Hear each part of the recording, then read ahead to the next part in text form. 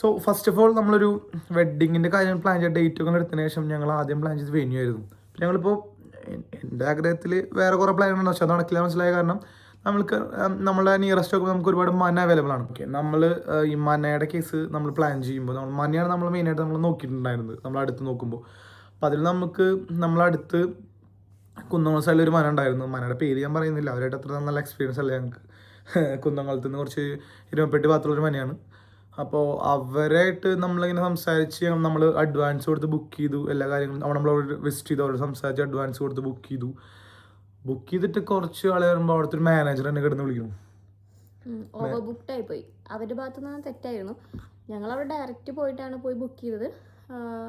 But അവർ വേറൊരാൾ പാർട്ടിക്കും കൂടെ അതേ ഡേറ്റിന് അവൈലബിൾ ആക്കിയിട്ടുണ്ടായിരുന്നു. നമ്മളെയാണ് അവർ ഒഴിവാക്കാൻ നോക്കിയിരുന്നത്. ഞാൻ പറഞ്ഞു എനിക്ക് ഓൾറെഡി എൻ്റെ പ്ലാനിലെ വെഡിങ് എനിക്ക് പ്രോപ്പർട്ടി വേണം, അപ്പോൾ എനിക്ക് എന്താ പറയുക ഇത് കിട്ടിയ റെഡി ആവില്ല എന്നൊക്കെ കുറേ സംസാരിച്ചു. പിന്നെ അവർ ആദ്യമൊക്കെ നല്ല ഡീൽ സംസാരിച്ചു. പിന്നെ അവരെ മൊത്തത്തിൽ അവരുടെ അടുത്ത് നിന്ന് ഭയങ്കര മോശമായിട്ട് ഇതായിരുന്നു. ഞാനൊരിക്കലും സജസ്റ്റ് ചെയ്യില്ല പറയാൻ, കാരണം മൊത്തത്തിൽ അവരുടെ ഡീലിംഗ് ഒന്നും കൊള്ളില്ലായിരുന്നു. കാരണം നമ്മളൊരു നമ്മുടെ വെഡ്ഡിങ് അല്ല, നമ്മളെ വേറെ വല്ല പരിപാടിയാണെങ്കിൽ ഓക്കെ, വെഡ്ഡിങ്ങിന് ബുക്ക് ചെയ്തിട്ട് ഇങ്ങനെ ചെയ്യുന്നത് ഭയങ്കര മോശമല്ലേ.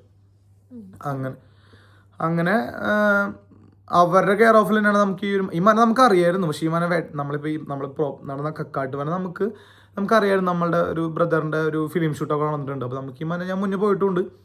പക്ഷേ ഇവരെ കെയർ ഓഫിലാണ് ആ മന എത്തിയപ്പോൾ ഞങ്ങൾ കണ്ടപ്പോൾ മൊത്തത്തിൽ പ്ലാൻ നോക്കിയപ്പോൾ എന്തുകൊണ്ടും നമ്മൾ ഉദ്ദേശിച്ച പഴയ മന പോയത് നന്നായിരുന്നു മനസ്സിലായി.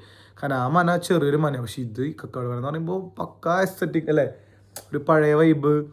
അതേപോലെ അകത്തളമൊക്കെ അത്യാവശ്യം ലെങ്ത്തിന്, മറ്റേതൊക്കെ ഇങ്ങനെ കൈ പിടിച്ച് കഴിഞ്ഞാൽ അങ്ങോട്ടും ഇങ്ങോട്ടും എത്തും. പക്ഷെ ഇത് അത്ര വലിയ ഒരു പ്രോപ്പർട്ടി നമ്മൾ കറക്റ്റ് ആഗ്രഹിച്ച് ഡെക്കോർ ചെയ്ത് നടക്കും. അങ്ങനെ ഞാനും രാഹുൽ രവി മുത്സേട്ടനെ ഞാൻ വിളിക്കാം രാഹുലേട്ടനെ. അപ്പോൾ ഞാനും മുത്സേട്ടനും കൂടി പോയി കാര്യങ്ങളൊക്കെ നോക്കി. ഞങ്ങൾക്ക് ഇഷ്ടപ്പെട്ടു. ഞങ്ങളെല്ലാ കാര്യങ്ങളും നോക്കിയിട്ട് ഞങ്ങൾ അഡ്വാൻസ് എമൗണ്ട് ചെയ്തു. ആക്ച്വലി ആ മനയ്ക്ക് ആകെ 15,000 രൂപയായിട്ടുള്ളൂ. പക്ഷേ അവർ വെഡ്ഡിങ്ങിൻ്റെ കുറച്ച് ദിവസം മുന്നേ പറഞ്ഞു നിങ്ങൾക്ക് തലേ ദിവസം ഡെക്കോർ ചെയ്യണമെങ്കിൽ അതിനും കൂടി എമൗണ്ട്, അതിനുവേണ്ടി 15,000 ആണെന്ന് പറഞ്ഞപ്പോൾ തലേ ദിവസം പറഞ്ഞത് ഇനി ചെറിയൊരു വെഡ്ഡിങ് അല്ല, ഇച്ചിരൊന്നുമില്ല. ആ എമൗണ്ടും കൊടുത്തു. 15,000 30,000 രൂപയാണ് മൊത്തം കൊടുത്തത്. അപ്പോൾ അത്രയാണ് ആ മനയ്ക്കായത്, കക്കാട്ട് മന. അപ്പോൾ മനയിൽ അവരുടെ ഡീലിങ്ങും കുഴപ്പമൊന്നുമില്ല, മോശമൊന്നുമില്ല. അടുത്ത കുട്ടേട്ടനുണ്ട് മാനേജറാളൊക്കെ അടിപൊളിയായിരുന്നു. എല്ലാ കാര്യങ്ങളൊക്കെ നമുക്ക് അടിപൊളിയായിട്ട് ചെയ്തു തന്നു. പക്ഷേ ഈ തലേദിവസം പെട്ടെന്ന് നമ്മൾ തലേദിവസം ഒരു ദിവസം മുന്നേ വിളിച്ച് പറയണത് ഇങ്ങനെ സംഭവം ചെയ്തപ്പോൾ നമ്മൾ എന്തങ്ങനെ, അപ്പോൾ ഓൾറെഡി വെഡ്ഡിങ് ഉള്ളതല്ല, അപ്പോൾ തലേദിവസം നമ്മൾ ഓൾറെഡി ഡെക്കോർ ചെയ്യില്ല എന്നൊക്കെ ചോദിച്ചു. ഇല്ല, അത് 1 ഡേ ചാർജാണ്. അപ്പോൾ ആണെങ്കിൽ മനയ്ക്ക് വേണമെങ്കിൽ 30,000 പറയാം, 30,000 രൂപ എന്ന് വേണമെങ്കിൽ മനയ്ക്ക് പറയാം. അപ്പോൾ മനയുടെ കേസ് അങ്ങനെ നമുക്ക് ആ രീതിയിൽ ഡീലായപ്പോൾ നമ്മൾ ഓൾറെഡി നമ്മളുടെ ഇപ്പോൾ ലാസ്റ്റ് ഓണം സെലിബ്രേഷന് ബ്ലൂബെറിയാണ് നമുക്ക് ഇവൻറ്റ് ചെയ്തിട്ടുണ്ടായിരുന്നു. അത് ഓൾറെഡി കൊളാബറേഷൻ ചെയ്താൽ ജിതിൻ ചേട്ടൻ സംസാരിച്ചു.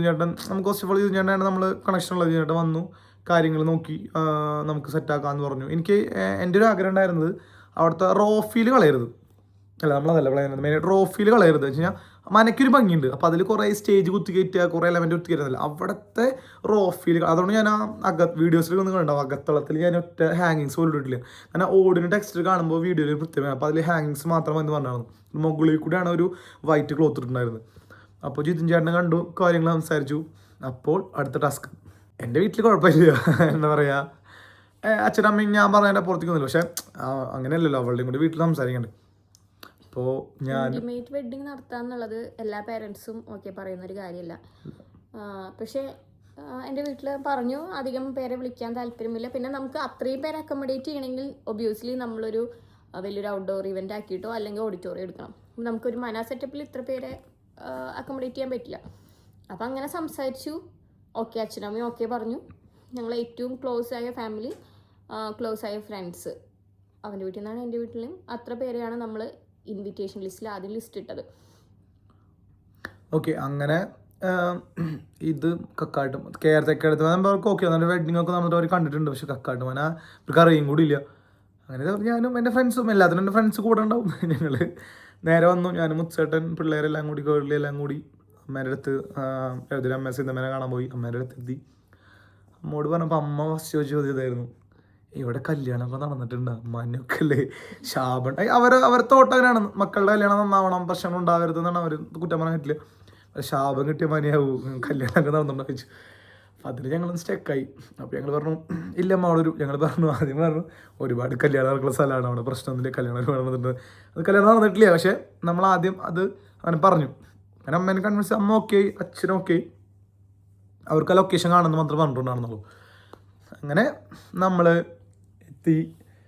കല്യാണത്തിന് അടുത്ത് കുറച്ചാൾ മുന്നായിട്ട് വീട്ടുകാരെ കൊണ്ട്, വീട്ടുകാരെ ഓക്കെ പറഞ്ഞ് നടത്താന്ന് പറഞ്ഞാൽ വെറുതെ സ്ഥലങ്ങൾ അതൊക്കെ വാഷ്റൂം എങ്ങനെ ഉണ്ടാവും, അവിടെ കാര്യങ്ങൾ എങ്ങനെയാണ്, ട്രാവൽ ചെയ്യുമ്പോൾ ഉള്ള ഫെസിലിറ്റി കാര്യങ്ങളൊക്കെ നോക്കണമെന്നുണ്ടായിരുന്നു. അങ്ങനെ മൊത്തം അങ്ങനെ കാണിച്ചു കൊടുത്തു, അവർക്ക് ഓക്കെ.